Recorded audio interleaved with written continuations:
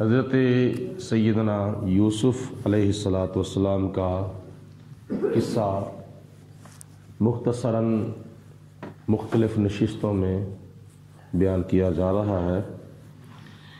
حضرت یوسف علیہ السلام عزیز مصر کے عالی شان محل میں رہتے ہیں اور شاہی محل سے ان کو لباس پہننے کے لیے دیا جاتا ہے اور شاہی محل سے ہی ان کو کھانے کے لیے کھانا دیا جاتا ہے۔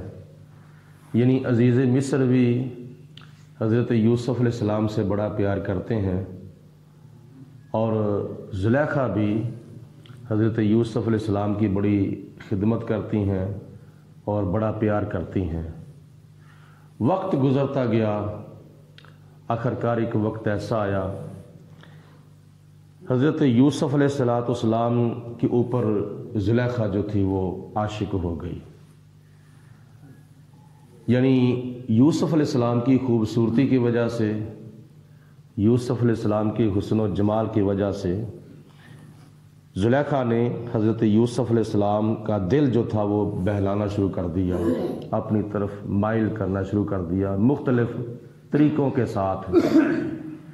اللہ تعالیٰ قرآن پاک میں ارشاد فرماتا ہے وراودتہ، وہ دل بہلانے لگی، اللاتی، وہ عورت، ہوا فی بیتہا، جس کے گھر میں حضرت یوسف علیہ السلام رہتے تھے، ان نفس ہی، اپنی طرف۔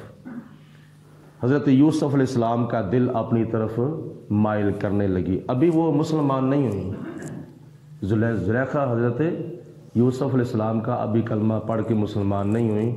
ایک وقت ایسا آیا کہ زلیخا نے حضرت یوسف علیہ السلام کا کلمہ پڑھ لیا اور وہ مسلمان ہو گئیں۔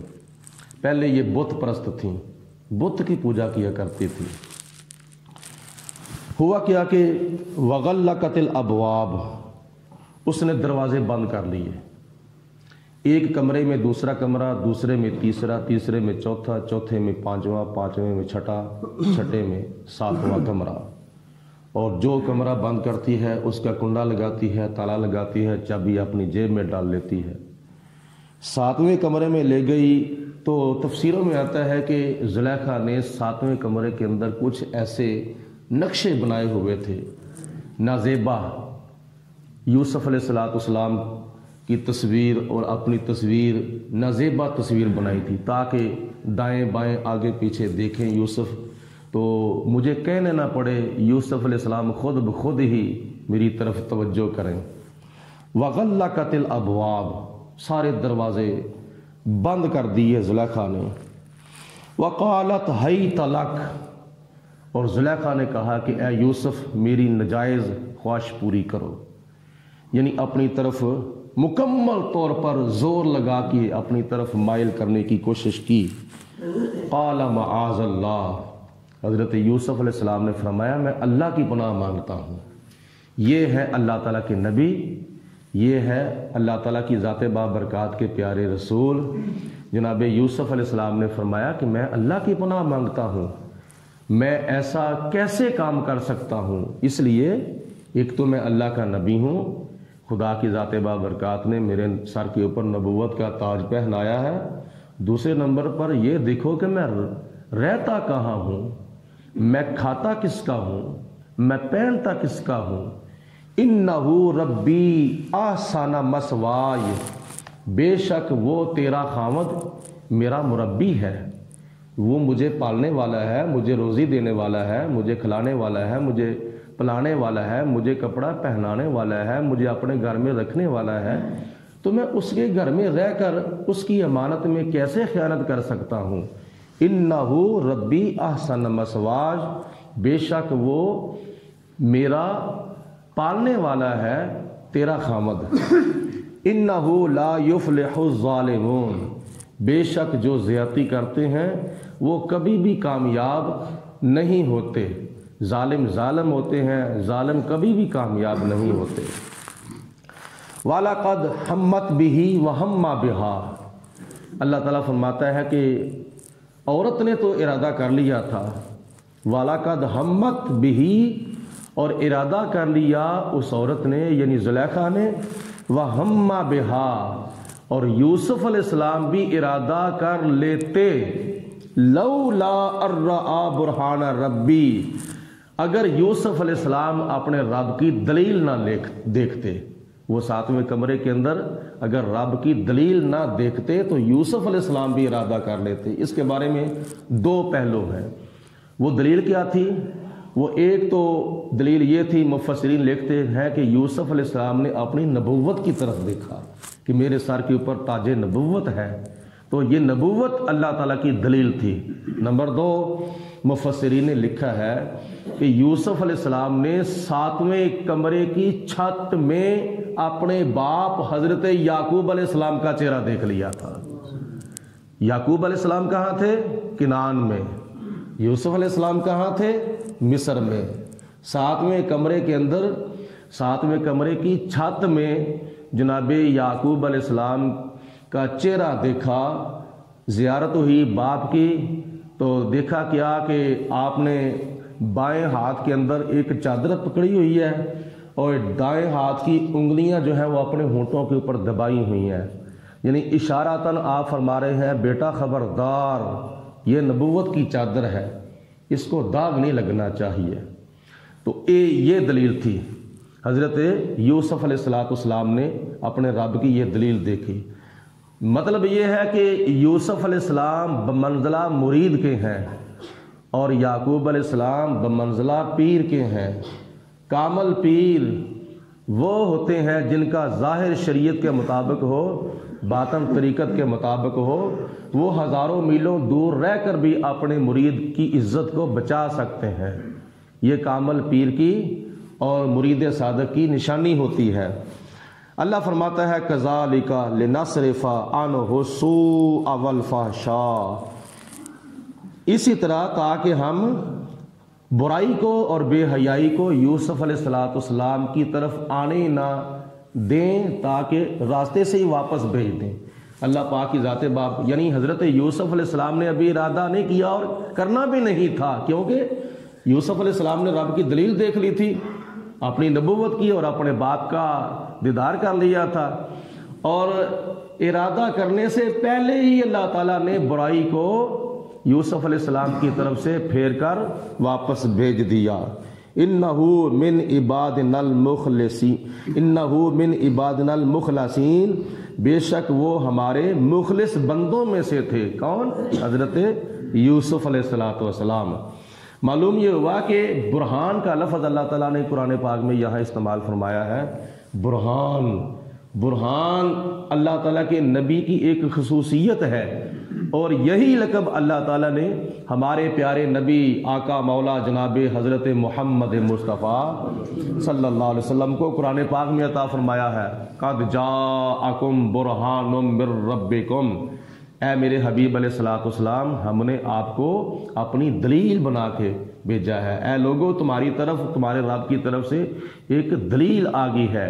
وہ دلیل کون ہے؟ وہ نبی کریم علیہ السلام کی ذات بابرکات ہے۔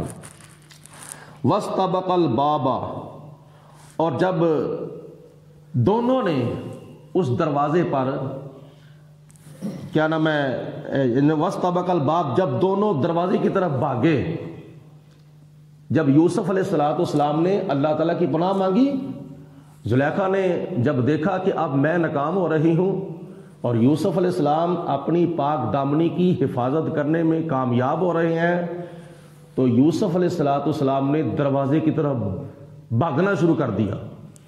جب دروازے تک آئے ابھی نہیں، دروازہ پہلے ہی کھل گیا۔ تالا لگا تھا، چابی زلیخا کے پاس تھی، ابھی دروازے تک آئے نہیں، تالا ٹوٹا، نیچے گرا، دروازہ خود بخود کھل گیا۔ دوسرے دروازے تک دوڑے، ابھی دروازے تک آئے نہیں، دروازہ خود بخود کھل گیا۔ تیسرے دروازے تک آئے، تیسرا بھی خود بخود کھل گیا۔ چوتھے تک آئے، چوتھا بھی خود بخود کھل گیا۔ پانچویں تک آئے، پانچواں بھی۔ چھٹے تک آئے، چھٹا بھی۔ ساتویں دروازے تک آئے تو ساتویں دروازے تک آنے سے پہلے چونکہ یوسف علیہ السلام آگے آگے بھاگ رہے تھے، زلیخا پیچھے پیچھے بھاگ رہی تھی، آخر کار 7 دروازے تک آنے سے پہلے یوسف علیہ السلام کی قمیض پیچھے سے زلیخا کے ہاتھ میں آ گئی، اس نے پکڑی، پکڑ کر کھینچی، پھٹ گئی پیچھے سے۔ تو اللہ تعالیٰ فرماتا ہے وَاسْتَبَقَ الْبَابَ، جب دونوں دروازے کی طرف بھاگے، وَقَدَّتْ قَمِيصَهُ مِن دُبُرٍ، یوسف علیہ السلام کی قمیض پیچھے سے پھٹ گئی زلیخا کے پکڑ کر کھینچنے کی وجہ سے۔ وَأَلْفَ يَا سَيِّدَهَا لَدَى الْبَابِ، دونوں نے اس دروازے پر شوہر کے زلیخا کے شوہر عزیز مصر کو دیکھا۔ وہ دروازے پر کھڑا تھا حیرانگی کے ساتھ کہ اندر گئے ہیں، اللہ خیر کرے صحیح۔ وہ دروازے پر کھڑا تھا، کان لگا کر سن رہا تھا، اتنے میں یوسف علیہ السلام آگے آگے بھاگے، زلیخا پیچھے پیچھے بھاگی، دروازہ کھل گیا، دونوں نے دروازے کے اوپر عزیز مصر کو دیکھا۔ قالت ما جزاء من اراد باہلک سوءا، زلیخا نے جب دیکھا کہ اب میری خیر نہیں ہے، اس نے الٹا کام کر دیا۔ کیا کیا؟ زلیخا نے کہا اپنے شوہر کو، قالت ما جزاء، اس کی کیا سزا ہو سکتی ہے، من اراد باہلک سوءا، جو تیرے گھر والوں کے ساتھ برائی کا ارادہ کرے۔ اے عزیز مصر، اس بندے کی سزا کیا ہو سکتی ہے جو تیرے گھر والوں کے ساتھ برائی کا ارادہ کرے؟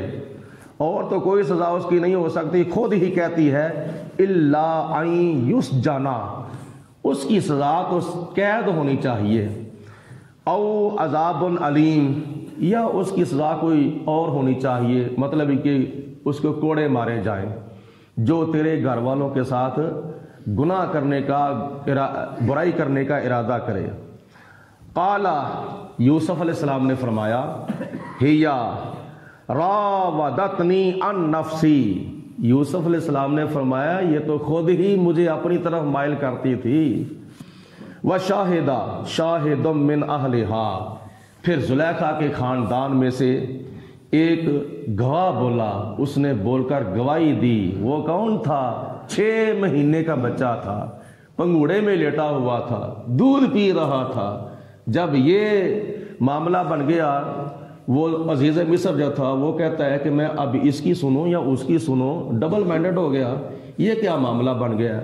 اتنے میں اللہ تعالیٰ کی ذات بابرکات نے یوسف علیہ السلام کی پاک دامنی بیان کرنے کے لیے اپنی قدرت کا کرشمہ ظاہر فرمایا۔ وشاہد شاہد من اہلہا، زلیخا کے خاندان میں سے ہی ایک گواہ بولا۔ وہ کون تھا؟ وہ چھوٹا سا بچہ تھا 6 مہینے کا۔ اس نے کہا ان کان قمیصہ قد من قبل، اگر یوسف علیہ السلام کی قمیض آگے سے پھٹی ہے، فصدقت، تو زلیخا سچی ہے، وَهُوَ مِنَ الْكَاذِبِينَ، اور یوسف علیہ السلام جھوٹوں میں سے ہیں۔ وَإِنْ كَانَ قَمِيصُهُ قُدَّ مِن دُبُرٍ، اگر یوسف علیہ السلام کی قمیض پیچھے سے پھٹی ہے، فَكَذَبَتْ، تو زلیخا جھوٹی ہے، وَهُوَ مِنَ الصَّادِقِينَ، اور یوسف علیہ السلام سچوں میں سے ہیں۔ یہ 6 مہینے کے بچے نے گواہی دی تھی حضرت یوسف علیہ السلام کے حق میں۔ تو ہوا کیا؟ فلما، پھر جب، رآ، دیکھا گیا، قمیصہ، یوسف علیہ السلام کی قمیض کو، قد من دبر، وہ آگے سے پھٹنے کی بجائے یوسف علیہ السلام کی قمیض پیچھے سے پھٹی تھی۔ جب یہ دیکھا یوسف علیہ السلام کی قمیض پیچھے سے پھٹی ہے، قالت انہ من کیدکن، تو عزیز مصر نے کہا کہ اے زلیخا، یہ تم عورتوں کا مکر ہے، یہ تم عورتوں کی سازش ہے، ان کیدکن عظیم، اور بے شک تم عورتوں کا جو مکر ہوتا ہے، جو تمہاری سازش ہوتی ہے، یہ بڑی سنگین سازش ہے، یہ بہت ہی تم نے غلط کام کیا ہے، یوسف علیہ السلام کے اوپر تم نے الزام تراش کیا ہے، یہ تم عورتوں کی بڑی ناکام کوشش ہے اور بہت بڑی سنگین غلطی ہے، اور تمہاری سازش ہے۔ یوسف اعرض عن ھذا، عزیز مصر نے کہا کہ اے یوسف علیہ السلام اب اس بات کو آپ نظر انداز کر دیں، آپ چہرہ پھیر لیں اور درگزر کریں۔ واستغفری لذنبکی، اور عزیز مصر نے اپنی بیوی زلیخا کا کہا کہ تیری غلطی ہے، تو معافی مانگ۔ واستغفری، تو معافی مانگ، لذنبکی، اپنی گناہ کی، اپنی غلطی کی۔ انکے کنت من الخاطئین، بے شک تو خطا کاروں میں سے ہے، تیری خطا ہے، تیری غلطی ہے، تیرا گناہ ہے، تو معافی مانگ۔ اب یہاں ایک بڑی عجیب اور پیاری بات مفسرین نے لکھی ہے کہ یوسف علیہ السلام تو بے گناہ تھے، وہ تو معصوم تھے، اور اللہ تعالیٰ کی 1,00,000 نبی معصوم ہیں، اللہ کی ذات معصوم ہے، فرشتے معصوم ہیں، اور اللہ تعالیٰ کی ذات معصوم ہے۔ تو جناب یوسف علیہ السلام تو معصوم تھے، لیکن ہوا کیا؟ مفسرین فرماتے ہیں کہ جب قرآن پاک میں اللہ تعالیٰ کی ذات نے فرمایا ہے یا ایھا الذین آمنوا اتقوا اللہ وکونوا مع الصادقین، اے ایمان والو اللہ تعالیٰ سے ڈرو اور نیک لوگوں کے سنگ رل جاؤ، نیک لوگوں کے سنگی بن جاؤ، نیک لوگوں کا پلہ پکڑ لو۔ مفسرین نے یہاں ایک بات لکھی ہے کہ آگے آگے یوسف، پیچھے پیچھے زلیخا، آگے آگے یوسف، پیچھے پیچھے زلیخا۔